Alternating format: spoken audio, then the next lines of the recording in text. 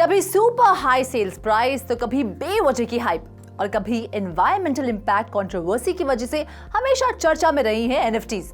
ये तो आप भी जानते ही हैं कि एनएफटीज की मिंटिंग के लिए गजब की हाई कंप्यूटिंग पावर की जरूरत होती है, क्योंकि ये हाईली एनर्जी इंटेंसिव प्रोसेस है जो हमारे एनवायरमेंट के लिए बहुत हार्मफुल है।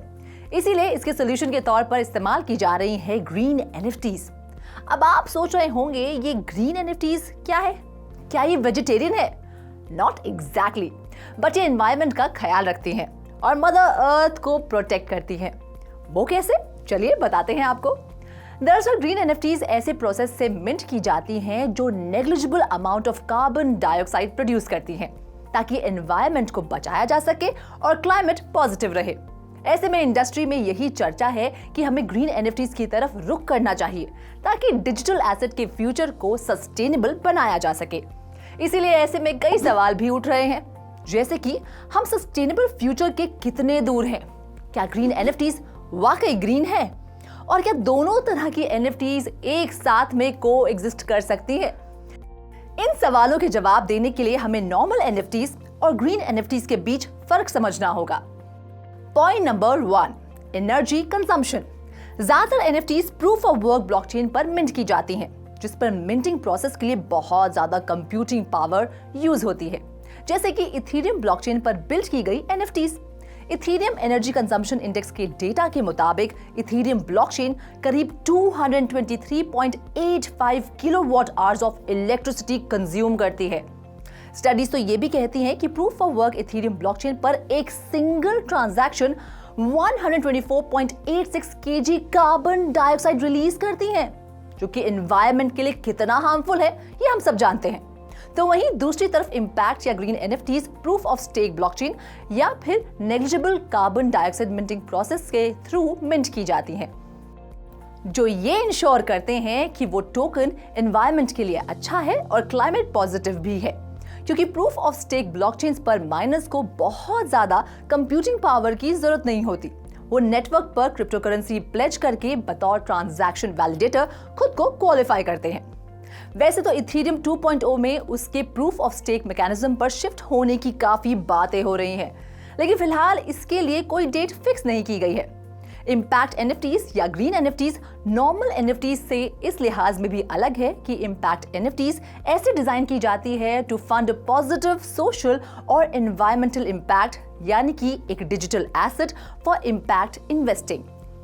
Point number 2, the impact of impact NFTs. एक तरफ जहां इन ग्रीन एनएफटीज के एनवायरमेंट पर इंपैक्ट पर सवाल उठ रहे हैं, तो दूसरी तरफ experts in sustainable digital asset के फ्यूचर को लेकर काफी ऑप्टिमिस्टिक है।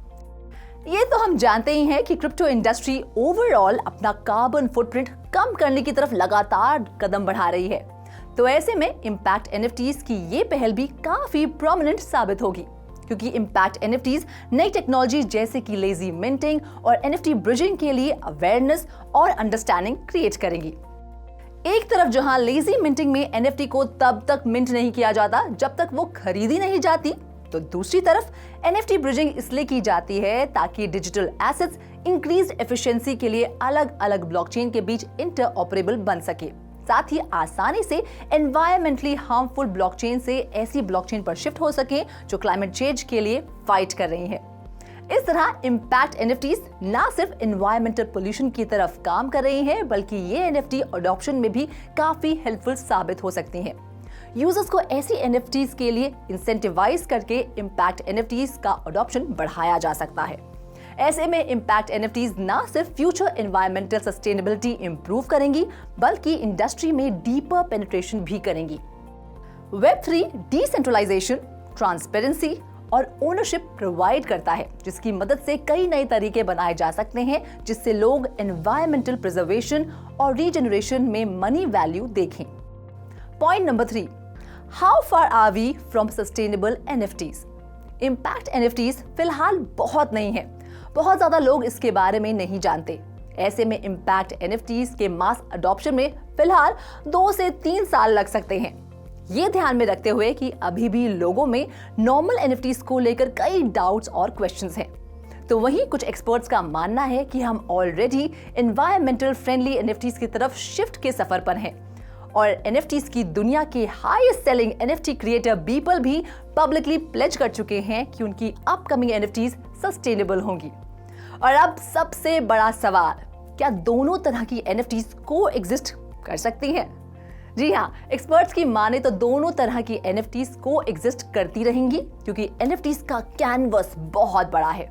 जैसे आज के जमाने में फॉसिल फ्यूल और EV कार्स दोनों बिक रहे हैं, इसी तरह NFT की दुनिया का फ्यूचर इन दोनों के साथ ही देखा जा रहा है। एक्सपर्ट्स का कहना है कि टोकनाइजेशन के फ्यूचर में हर तरह की NFTs का इक्वल मिक्स होगा, जिसमें इम्पैक्ट NFTs भी शामिल होंगी। Hope you like this story. NFT world से ऐसी ही और मजेदार स्टोरीज मैं रुचि शर्मा आपके लिए लाती रहूंगी। Till then, take care, bye bye and keep watching crypto TV.